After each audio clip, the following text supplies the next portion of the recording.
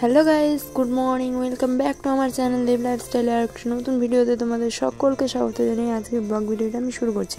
তো আজকে হচ্ছে রবিবার, আজকে আমরা যাব হচ্ছে বল্লা মায়ের মন্দিরে।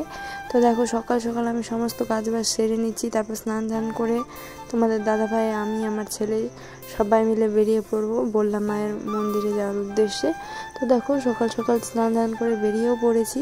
তো এখন আমরা যাচ্ছি গাজল স্টেশনে। দেখো কত লোক, যেহেতু বললাম পুজোর উপলক্ষে 4-5 দিন ট্রেন ফ্রি দিয়েছে, সেহেতু দেখো কত লোকজন, প্রচুর পরিমাণে ভিড় ট্রেনে। মানে প্রথম আমরা বেরোয়েছি সকাল 7টার দিকে, কিন্তু 8টার দিকে ট্রেন আসে, কিন্তু ট্রেনের মধ্যে আমরা চাপতে পারিনি, এত ভিড়, প্রচুর পরিমাণে ভিড়, তার জন্য আর ট্রেনের মধ্যে উঠতে পারিনি।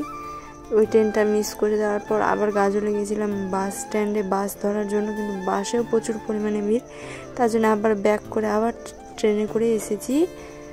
ট্রেনের তখন ট্রেন ছিল 10টার দিকে, তারপর 10টার দিকে ট্রেনে উঠে এখন 12টার দিকে এখানে বল্লা মায়ের মন্দির এখানে নেমে পড়েছি। তো দেখো গেটের সামনেই কত ভিড়, প্রচুর পরিমাণে ভিড়। মানে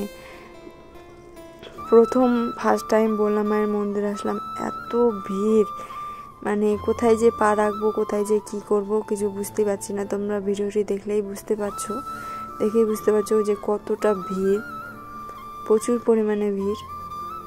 তো তোমরা কে কে গেছিলে বল্লা মায়ের মন্দিরে অবশ্যই কিন্তু কমেন্ট করে জানাতে ভুলবে না। তো সবাই একবার কমেন্টে বলে যেও জয় মা বল্লা।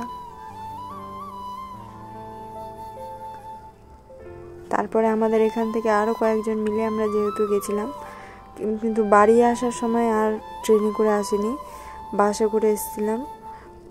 এত ভিড়ের মধ্যে মানে মোবাইল ধরবো না ছেলেকে ধরবো সেটা বুঝতে পারছিলাম না, তার জন্য আর ভিডিও করিনি সেরকমভাবে।